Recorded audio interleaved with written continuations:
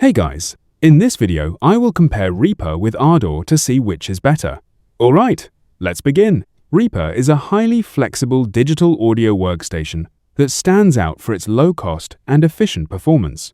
It supports a wide range of plugins, offers deep customization, and runs smoothly even on lower-end systems. This makes it a strong choice for producers who want full control over their setup. Reaper also has frequent updates and an active user community.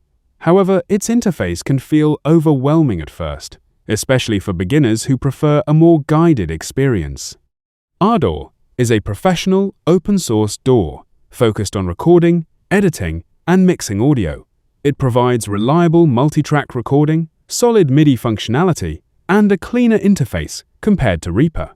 Ardour is popular among Linux users and those who prefer open-source tools.